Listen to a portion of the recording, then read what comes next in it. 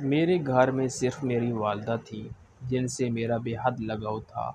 ہمارے درمیان ماں بیٹے کا ایسا مضبوط تعلق تھا کہ لوگ اکثر ہماری مثالیں لیتے تھے، لیکن مجھے یہ معلوم نہیں تھا کہ جب ہماری زندگی میں کوئی تیسرا فرد آئے گا تو ہمارا رشتہ بری طرح سے متاثر ہوگا۔ اور وہ تیسرا شخص کوئی اور نہیں بلکہ میری ہونے والی شریک حیات تھی۔ وہ میرے ساتھ کالج میں پڑھتی تھی، وہیں سے وہ مجھے اچھی لگنے لگی۔ اور پھر جب کالج ختم ہوا، میری نوکری لگ گئی تو میں نے امی سے کہا کہ اس کے رشتہ لے جائیں، میں اس سے شادی کرنا چاہتا ہوں۔ اس کا نام حسنہ تھا۔ میں بہت خوش تھا کہ وقت پہ ہی میں نے سب کچھ کر لیا، یعنی کہ میں نے اپنی پڑھائی مکمل کر لی، میری نوکری بھی لگ گئی اور اب میں اپنی پسند کی لڑکی کے گھر رشتہ بھیج رہا تھا۔ پر جب امی سے کہا کہ رشتہ لے جائیں تو انہوں نے کہا کہ بیٹا، میں نے تمہارے لیے اپنی بہن کی بیٹی سالہ کو پسند کر رکھا تھا۔ مجھے سالہ بالکل بھی اچھی نہیں لگتی تھی، وہ ایک نارمل سی لڑکی تھی۔ اس نے بھی بس میٹرک کیا ہوا تھا لیکن قرآن حافظ کیا ہوا تھا، حافظہ تھی، بچوں کو قرآن پاک پڑھاتی تھی، کھانا اچھا بناتی تھی، گھر اچھا سنبھالتی تھی۔ امی کو وہ اچھی لگی کیونکہ امی کو اپنی بہو میں یہی ساری خوبیاں چاہیے تھیں، لیکن مجھے صرف ایسی عورت نہیں چاہیے تھی جو گھر سنبھالے۔ میں اپنی بیوی کے ساتھ مل کر اپنے مستقبل کو بنانا چاہتا تھا۔ میں چاہتا تھا کہ ہم دونوں مل کے کام کریں، وہ مجھے کاروباری مشورے دے سکے اور ہم دونوں مل کر اپنی زندگی کو آگے لے کر جائیں۔ ایسی عورت نہیں چاہیے تھی جو صرف گھر کو ہی سنبھال سکے۔ اسی لیے میں نے امی سے بڑے ہی پیار اور احترام سے کہا کہ امی، مجھے سالہ بالکل اچھی نہیں لگتی، اس میں مجھے اپنی ہونے والی بیوی دکھائی نہیں دیتی۔ آپ حسنہ کے گھر رشتہ لے جائیں، میں اسی سے شادی کرنا چاہتا ہوں۔ امی کو یہ بات بری لگی لیکن وہ تو ماں تھی، اس نے کہا کہ جو تیری خوشی ہے بیٹا وہی میری خوشی ہے، تو فکر نہیں کر، ہم جلد ہی وہاں رشتہ لے کر جائیں گے۔ کہتے ہیں کہ کچھ لوگ اپنی شکل سے ہی پہچانے جاتے ہیں، جیسے انسان کی نیت ہوتی ہے، حرکتیں ہوتی ہیں، ویسے ہی اس کی شکل ہوتی ہے۔ کبھی کبھی ہم کسی کو دیکھتے ہی کہہ دیتے ہیں کہ یہ تو بہت چلاک لگ رہا ہے، جبکہ ہم اس کو پہلی دفعہ مل رہے ہوتے ہیں۔ شاید ہماری شخصیت کا عکس ہمارے چہروں پر نظر آتا ہے۔ کچھ لوگ شکل سے بہت معصوم لگتے ہیں اور واقعی معصوم ہوتے ہیں، لیکن کچھ لوگ ایسے بھی ہوتے ہیں جو شکل سے تو معصوم لگتے ہیں لیکن معصوم ہوتے نہیں ہیں۔ اسی لیے یوں شکل سے کسی کو جج کرنے کے لیے آپ کو بہت زیادہ تجربہ چاہیے، جو میری ماں کے پاس تھا۔ جب انہوں نے حسنہ کو دیکھا تو وہ پہلی نظر میں ہی سمجھ گئی تھی کہ یہ عام لڑکی نہیں ہے، یہ ایک ضدی لڑکی ہے جو اپنے ماں باپ کو بھی تنگنی کا ناچ نچا کے بیٹھی ہے۔ وہ جب پاس آ کر بیٹھی تو اس کی ماں سے ایک غلطی ہو گئی، انہوں نے اس کے دوپٹے پہ غلطی سے پاؤں رکھ دیا تو اس کا دوپٹہ سر سے اتر گیا اور تھوڑا سا پھٹ بھی گیا۔ اس نے اپنی ماں سے کہا کہ امی دیکھ کے تو چلا کریں، کیا ہو گیا آپ کو؟ وہ اچانک سے غصے سے بولی۔ میں نے اس کی طرف دیکھا، میرا مطلب تھا کہ ذرا ریلیکس ہو جاؤ۔ وہ خاموش ہو گئی کیونکہ ہم دونوں تو پہلے سے ہی ایک دوسرے کو جانتے تھے۔ میری ماں نے شاید اس کی اس بات کی وجہ سے اسے جج کر لیا اور واپس آ کے کہا کہ میں اس کے ساتھ تیری شادی نہیں کروانا چاہتی۔ جو لڑکی سب کے سامنے اپنی ماں سے اونچی آواز میں بول سکتی ہے وہ کل کو تیرے ساتھ کیا کرے گی اور میرے ساتھ کیا کرے گی؟ لیکن اب مجھے غصہ آ گیا کیونکہ بات میری ہونے والی بیوی تھی اور انسان کی ہم سفر اس کی دکھتی رگ ہوتی ہے، اور میں تو اس کو کب سے اپنی ہم سفر مان چکا تھا۔ میں اسی سے شادی کرنا چاہتا تھا۔ میں نے امی کو کہہ دیا کہ امی، اب آپ بھی تو رویتی ماؤں کی طرح سوچ رہی ہیں کہ چلاک لڑکی لے کے آؤ گی تو بیٹے کو اپنے ساتھ لگا لے گی۔ امی کیا ہو گیا ہے آپ کو؟ میں تو اسی سے شادی کرنا چاہتا ہوں۔ میری ماں نے کہا کہ مجھے تیری قسم ہے کہ میں نے ایک پل کو بھی ایسا نہیں سوچا، اور بات صرف میری اپنی نہیں، ماں کبھی خود غرض نہیں ہوتی، بات تیری ہے، وہ کل کو تجھے ذلیل کرے گی، تنگ کرے گی، تجھے پھر ٹینشن میں دیکھ کے مجھے بھی ہی مسئلہ ہوگا۔ میں نے کہا کہ ہمیں یوں کسی کو پہلے جج نہیں کرنا چاہیے، ہمیں کیا پتہ کون کیسا ہے، آپ بس میرا ادھر ہی رشتہ کروا دیں، ان لوگوں کو کوئی مسئلہ نہیں ہے، ایک آپ کی ہاں کا سوال ہے، بس آپ ہاں کر دیں۔ اور میری ماں خاموش ہو گئی۔ انہوں نے گہری سانس لی اور کہا کہ ٹھیک ہے، اگر تو یہی چاہتا ہے تو میں تیری شادی وہیں پر کروا دوں گی، لیکن میں تجھے پہلے ہی بتا رہی ہوں کہ وہ لڑکی تیرے لیے ٹھیک نہیں ہے، تجھے اس سے اچھی لڑکی مل جائے گی۔ مجھے پتہ تھا کہ امی میری شادی سالہ سے کروانا چاہتی تھی، اسی لیے اب حسنہ سے میرا دل خراب کروا رہی تھی۔ میں خاموش ہو گیا۔ میں نے وہی پالیسی اپنائی کہ بس ایک کان سے بات سنی اور دوسرے کان سے نکال دی کہ جب تک شادی نہیں ہو جاتی مجھے میری ماں کے ساتھ اسی طرح سے پیش آنا۔ ان کی ہاں میں ہاں ملانی تھی اور جو کہہ رہی تھی میں مانتا جا رہا تھا، کیونکہ انہوں نے میری بات مان لی تھی کہ لڑکی میری پسند کی تھی اور باقی ساری باتیں میں ان کی مان لیتا تو اس سے کوئی فرق نہیں پڑتا۔ میری شادی ہو گئی اور میری بیوی میرے گھر میں آ گئی۔ میں بہت زیادہ خوش تھا۔ میرے بابا باہر کے ملک ہوتے تھے، وہ میری شادی میں نہیں آ سکے، لیکن انہوں نے وہاں سے اپنی دعائیں بھیجی اور مجھے ویڈیو کال بھی کی۔ انہوں نے کہا کہ بس میرا ایک آدھا سال باقی ہے، اس کے بعد میں آ جاؤں گا۔ میں نے کہا کہ اچھی بات ہے، کیونکہ اب میں اپنی بیوی کے ساتھ مصروف رہنے والا تھا، تو میری ماں کو اکیلا پن تو محسوس ہونا ہی تھا۔ لیکن ایک سال کا وقت تھا، اس کے بعد سب کچھ نارمل ہو جاتا۔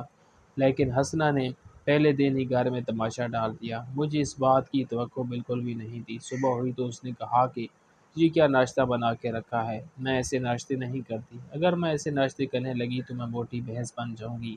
میرے لیے کوئی ہلکا پھلکا ناشتہ لا دو۔ میں جا کر اس کے لیے بریڈ جام لے آیا اور میں نے اسے پیار سے ایک بات سمجھائی۔ میں نے کہا کہ دیکھو میری بات سنو، دو طریقے ہوتے ہیں، ایک یہ کہ کھانا بننا ہے اس کو کھا لیجیے، اور دوسرا یہ کہ یہ کھانا پڑا ہے اس کو ٹھوس لو۔ تم پہلی بات ایسی کرتی ہو جیسی آخری بات کر رہی ہو، ذرا پیار سے بولا کرو، تم آرام سے کہو گی تب بھی میں تمہاری بات مان لوں گا۔ میں نے اسے بہت پیار سے سمجھایا۔ مرد کا یہی طریقہ ہوتا ہے کہ وہ پہلے عورت کو پیار سے سمجھاتا ہے، اور اگر عورت عقل اور سمجھ والی ہو تو وہ سمجھ جاتی ہے، اگر چھوٹے دماغ والی ہو تو وہ اس بات کو بھی تنقید سمجھتی ہے۔ میں نے اسے آرام سے مثال دے کر سمجھایا، لیکن اس کے ساتھ میرا جھگڑا ہو گیا۔ اب میرا بھی موڈ خراب ہو گیا۔ مجھے تو میری ماں کی باتیں پہلے دن ہی سچ لگنے لگی تھی، لیکن شام ہوئی تو میری بیوی نے مجھے خود ہی منا لیا اور میرے ساتھ بہت اچھا وقت گزرا۔ ہم لوگ اپنی شادی کے شروع کے دنوں کو بہت انجوائے کر رہے تھے۔ وقت اسی طرح گزرنے لگا جب ایک دن میری بیوی نے کہا کہ اس گھر کو چھوڑ دیتے ہیں، یہ گھر پرانا ہو گیا ہے۔ گھر تو یہ واقعی پرانا تھا لیکن بہت مضبوط تھا۔ اس زمانے کا گھر بنا ہوا تھا جو بہت مضبوطی سے گھروں کو بنایا جاتا تھا۔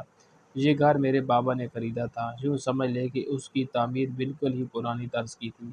اونچی اونچی چھت، لال کلر کے فرش اور رنگیلے شیشوں سے سجی ہوئی کھڑکیاں۔ اس نے کہا کہ مجھے اس طرح کے گھر میں نہیں رہنا، مجھے ایسے گھر میں رہنا ہے جہاں ہینڈل والے دروازے ہوں، لکڑی کے دروازے، صاف ستھری دیواریں، ٹیلوں والے باتھ روم۔ اس نے میرے دماغ میں یہ بات ڈال دی کہ ہمیں گھر بدل لینا چاہیے۔ میں نے اپنی ماں سے بات کی تو انہوں نے کہا کہ بیٹا یہ گھر بہت اچھا ہے، مضبوط ہے، اس میں تو 50 سال تک بھی لوگ رہ لیں تو یہ کبھی ٹوٹے گا نہیں۔ تمہارے دادا نے بنوایا تھا، ایک ایک اینٹ انہوں نے اپنی نگرانی میں رکھوائی تھی، اور اس کی بنیادیں اتنی مضبوط ہیں جیسے کسی پول کو بنانے سے پہلے بنیاد بنائی جاتی ہے، ویسے اس گھر کی بنیاد بنائی گئی تھی۔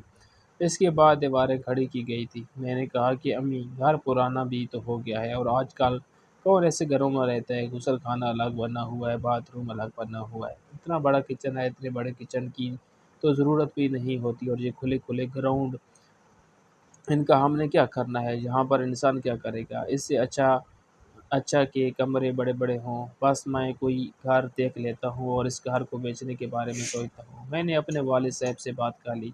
انہوں نے کہا کہ بیٹا ہمارے بعد سب کچھ تمہارا ہی ہے، لیکن تمہاری ماں کی اس گھر کے ساتھ یادیں جڑی ہوئی ہیں، تھوڑا اس بارے میں سوچو۔ میں نے کہا کہ بابا نیا گھر ہوگا تو نئے گھر میں نئی یادیں جڑ جائیں گی۔ میرے بابا نے مجھے زیادہ دے دی، میری ماں نے مجھے روکا، لیکن میں نے ان کی بات نہیں مانی۔ پر جو گھر میں نے پسند کیا تھا اور جو میری بیوی کو بھی پسند آ گیا تھا، وہ گھر بہت زیادہ مہنگا تھا۔ بات ایسی بن گئی تھی کہ ہمیں ساتھ یہ گھر بھی دینا پڑتا اور ساتھ مزید پیسے بھی دینے تھے۔ میں نے فی الحال پرانا گھر دے کے وہ نیا گھر خرید لیا اور کہا کہ باقی پیسے بعد میں دے دیں گے، یعنی کہ ہم نے ان سے 3 مہینے کا وقت مانگا تھا۔ رقم بہت بڑی تھی، پر مجھے امید تھی کہ مجھے میرا آفس سے کارڈ مل جائے گا۔ نئے گھر میں آ کے میری بیوی بہت خوش تھی، اور میری ماں ہمیشہ پرانے گھر کی باتیں کرتی رہتی تھی۔ ان کو وہ گھر بہت یاد آتا تھا،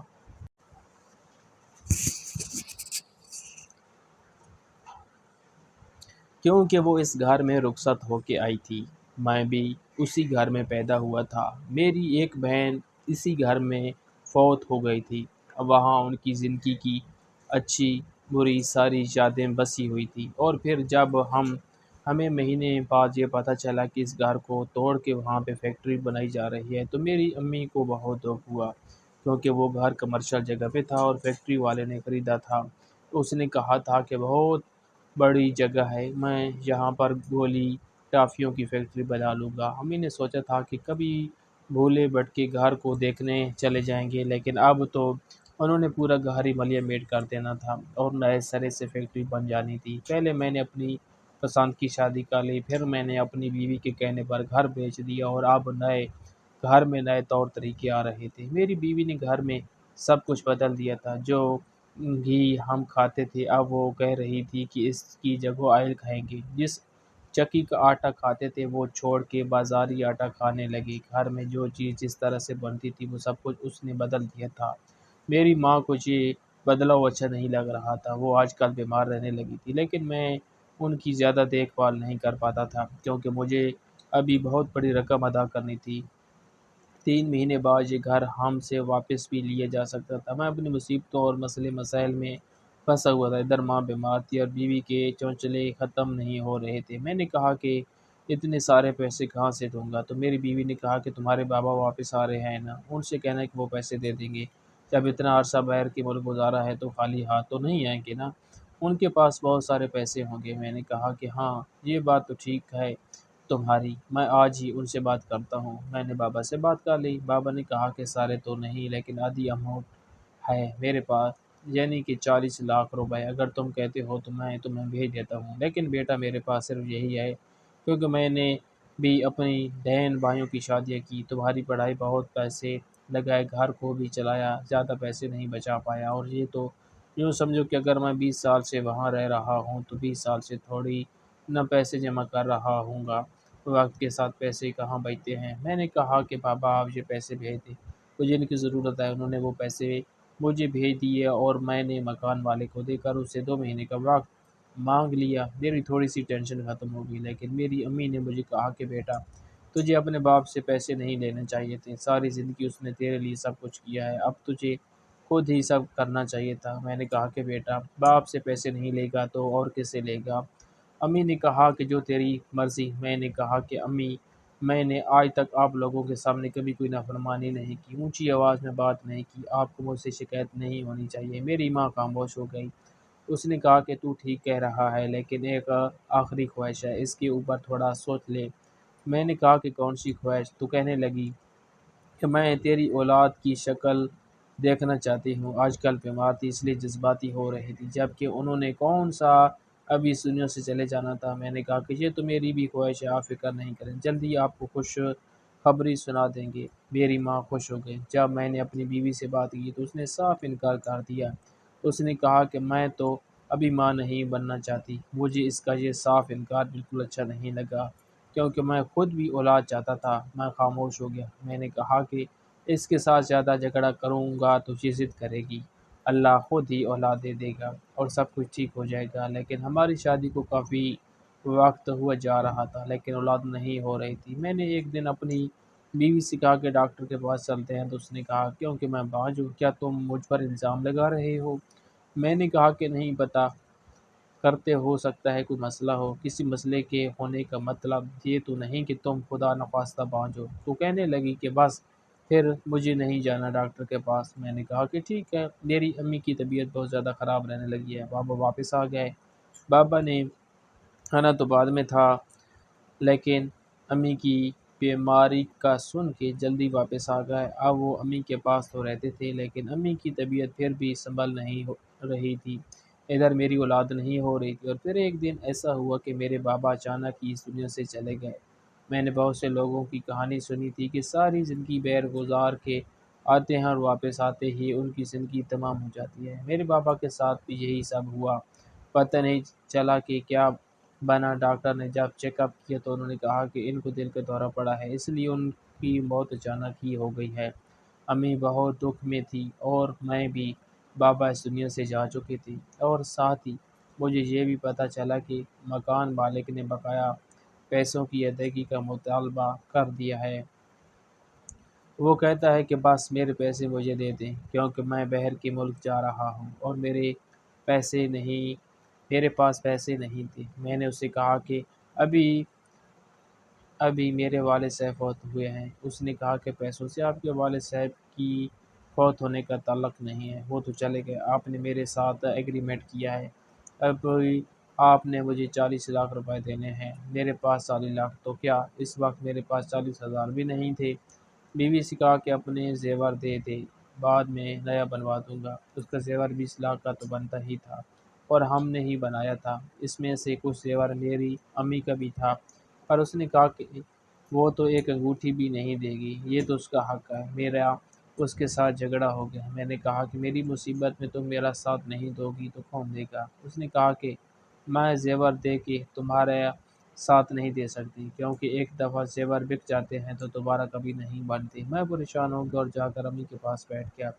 میری ماں نے کہا کہ کیوں پریشان ہے بیٹا؟ میں نے کہا کہ امی پرسوں اس کو پیسے دینے ہیں، 1 مہینہ تو ایسے گزر گیا، پتہ بھی نہیں چلا، میرے پاس 1 روپیہ نہیں ہے۔ میری امی کے کانوں میں اور ہاتھوں میں سونے کے کنگن اور کانٹے تھے۔ انہوں نے کہا کہ یہ لے لے، شاید تیرے کام آ جائے۔ میں نے کہا کہ امی اس سے کام نہیں بنے گا۔ میری امی نے کہا کہ بیٹا میں نے تجھے منع کیا تھا، تو اس عورت سے شادی نہ کر، اس نے تجھے اتنی بڑی مصیبت میں ڈال دی، ہم اسی گھر میں بیٹھے رہتے تو ہمارا کیا جا رہا تھا۔ میں نے کہا کہ امی آپ اپنی نفرت نہ نکالو، کہو تو ساس کو ہمیشہ بری ہی لگتی ہے، وہ گھر کون سا اتنا اچھا تھا۔ میری امی نے کہا کہ بیٹا تو بہت اچھا ہے، تو نے کبھی ہمارے ساتھ نافرمانی نہیں کی، لیکن نافرمانی کے علاوہ تو نے جو فیصلے کیے ہیں ان فیصلوں نے ہمیں کہیں کا نہیں چھوڑا۔ میں اپنے اسی گھر میں بننا چاہتی تھی لیکن تیری بیوی نے میری زندگی کو عذاب کر دیا اور اب میری بعد تیری باری ہوگی، وہ تجھے بھی چین نہیں لینے دے گی۔ میں نے پہلے دن کہا تھا کہ یہ عورت تیرے لیے ٹھیک نہیں ہے۔ میں نے امی کو کہا کہ میں آپ کے پاس آ کے کیا بیٹھ گیا، آپ نے تو میرا بچہ کچا دماغ بھی کھانا شروع کر دیا ہے۔ میں وہاں سے چلے گیا لیکن وہ میری سب سے بڑی غلطی تھی کہ ہم صبح تک میری ماں اس گھر سے جا چکی تھی۔ وہ کافی مہینوں سے بیمار تھی اور پھر بابا کے جانے کے بعد دکھ کو انہوں نے اپنے دل پہ لے لیا تھا۔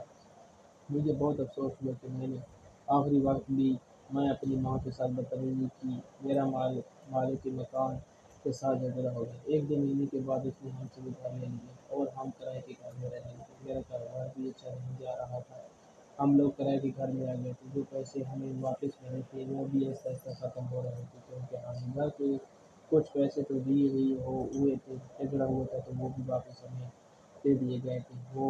اب اب وہ پیسے خرچ ہو رہے تھے، میری بیوی کا ہاتھ نہیں رک رہا تھا، وہ روز شاپنگ کرتی تھی، اس نے پتہ نہیں کتنے لاکھ روپے اڑائے تھے اور پھر ایک دن مجھے اس کے پاس میں سے ایک ایسی چیز ملی جس کو دیکھ کے مجھے اندازہ ہو گیا کہ میری ماں نے ٹھیک کہا تھا کہ یہ عورت مجھے برباد کر دے گی، اور وہ ایک رقم تھی جس کے مطابق میری بیوی نے اپنا بچہ گرا دیا تھا۔ کیا میں نے اس سے بات کی تو اسے غصہ آ گیا، اس نے کہا کہ ایک نہیں 3 بچے گرا چکی ہوں، تمہارے کر لو جو کرنا ہے۔ مجھے بہت غصہ آیا، میں نے کہا کہ تم نے میرے بچوں کو جان سے مار ڈالا، ماں نہیں بننا چاہتی تھی تو مجھے بتا دیتی، لیکن یہ گناہ کیوں کیا تو نے؟ آج میرے 3 بچے ہوتے۔ اس نے کہا کہ 3 بچے ہوتے اور میری صحت پوری طرح سے خراب ہو چکی ہوتی، میں نے اپنے آپ کو تمہارے بچوں کے لیے خراب نہیں کروں گی۔ میں نے کہا کہ تم تو واقعی بسانے کے قابل نہیں تھی، نہ تو تم اچھی بیوی نہ ہی اچھی عورت اور اچھی ماں تو بن ہی نہیں سکتی۔ وہ مجھ سے ناراض ہو کے چلی گئی، مجھے لگا کہ واپس آ جائے گی لیکن اس نے مجھ پہ کھلا کا کیس کر دیا اور میری زندگی کے ایک غلط فیصلے نے میرے سب کچھ ختم کر دیا۔ مجھے وہ وقت ابھی بھی یاد آتا ہے جب میں اپنے گھر میں سکون سے رہتا تھا، میری ماں میرے لیے اچھے اچھے کھانے بناتی تھی، میں اپنی ہر بات اس سے کرتا تھا، میرے بابا بھی میرا ساتھ دیتے تھے، لیکن میرا باپ دنیا میں نہ رہا، میری ماں بھی مجھ سے ناراض ہو کر چلی گئی اور میری بیوی نے میرا ساتھ کیا کیا؟ جب ہم کہتے ہیں کہ بڑوں کو کیا پتہ، انہوں نے تو اپنی زندگی گزارنی ہے، ابھی ہماری زندگی کے فیصلے کرنے چلے ہیں تو یہ ہماری بہت بڑی غلطی ہوتی ہے کیونکہ تجربہ بولتا ہے، بڑوں کو پتہ ہوتا ہے کہ کون شخص کیسا ہے اور کتنی دیر تک آپ کا ساتھ نبھائے گا۔ میری ماں نے جب میری بیوی کو دیکھ کے کہا تھا کہ یہ عورت ٹھیک نہیں ہے تو انہوں نے ٹھیک کہا تھا، لیکن اس وقت میری عقل سے پردہ پڑ گیا تھا۔ میں اپنی ماں کے لیے دعا کرتا اللہ ان کے درجات بلند فرمائے اور مجھے معاف کر دے، میری زندگی سے آزمائش کو ختم کر دے۔ اب میں بہت تھک گیا ہوں۔